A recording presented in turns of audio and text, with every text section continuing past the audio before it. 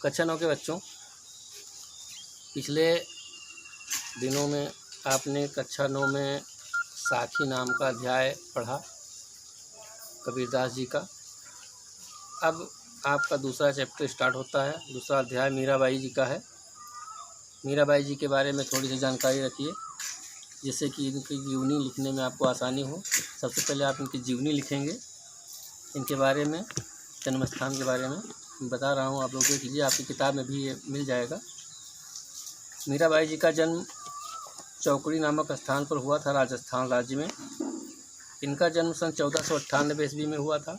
इनके पिताजी का नाम रतन सिंह और माता जी का नाम कुसुम कुंवर था। इनकी शादी भोजराज से हुई थी। इन्होंने बहुत सारी कविताएं, बहुत सारे छंद इन्होंने लिखे हैं श्री कृष्ण भगवान के स्तुति में। ये उनकी भक्त थीं, श्री कृष्ण की बहुत ही ज़बरदस्त भक्त थीं ये।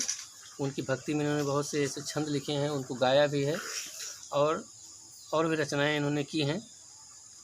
इनकी रचनाएं विशेषकर ब्रजभाषा में ही पाई जाती हैं। इनकी मृत्यु 1546 ईस्वी में हुई थी। इन सारी जानकारियों को इकट्ठा करके आप इनकी जीवनी तैयार करेंगे। अब हम इनके द्वारा रचित पदावली पर आते हैं। इनकी पदावली का पहला छंद मैं आपको व्याख्या करके बताता हूँ, समझाता हूँ, ध्यान से देखिए।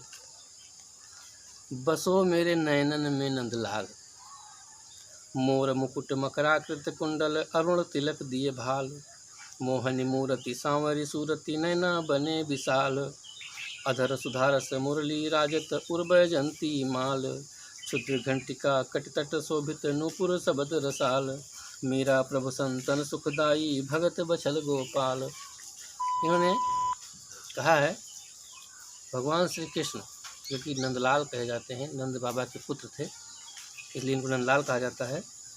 इनसे कहती हैं कि हे कृष्ण, हे नंद बाबा के पुत्र, आप मेरी आँखों में बस जाइए। बसो मेरे नैनन में नंदलाल, मेरी आँखों में आप बस जाइए, मैं आपको अपने आँखों में बसाना चाहती हूँ। मोर मुकुट मकराकृत कुंडल, आपके सिर पर मोर का मुकुट लगा हुआ है। आपके जो कुंडल हैं वो मकड़ा के आकार के हैं और लाल तिलक आपके माथे को शोभायमान कर रही है। ऐसे कृष्ण को मैं अपनी आंखों में बसाना चाहती हूँ।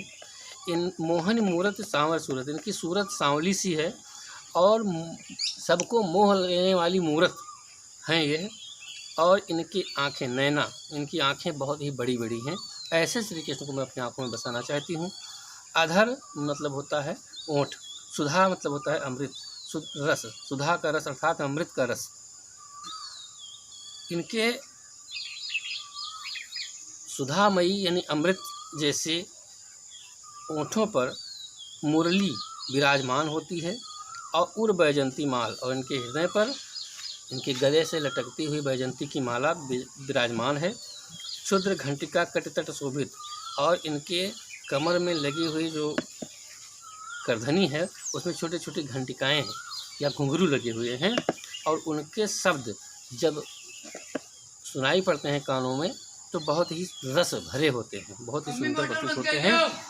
मीरा प्रभु संतन सुखदाई, मीरा जी कहती हैं कि यह प्रभु जी जो हैं हमारे श्री कृष्ण जी, ये सभी संतों महात्माओं के को सुख देने वाले हैं। ये भक्तों के बहुत बड़े प्रेमी हैं, भक्तों का उद्धार करने वाले हैं। ऐसे ये हमारे गोपाल हैं, ऐसे गोपाल को मैं अपनी आंखों में बसाना चाहती हूँ। अब इसको संदर्भ में लिखेंगे। संदर्भ आपको इस तरह लिखता है कि प्रस्तुत पंक्तियाँ हमारी पाठ्य पुस्तक काव्य संकलन के पदावली सूर्य की माफ़ कीजिएगा, मीरा की पदावली से अवतरित हैं। इसके रचयिता मीराबाई जी हैं। और फिर प्रसंग में आप लोग लिखेंगे कि प्रस्तुत अंश में मीराबाई जी ने भगवान श्री कृष्ण की सुंदर सुशोभित छवि का वर्णन किया है तथा उनके महिमा का सुंदर गुणगान किया है। और उसके बाद में व्याख्या में जैसा मैंने समझाया अभी व्याख्या उस तरह से करेंगे।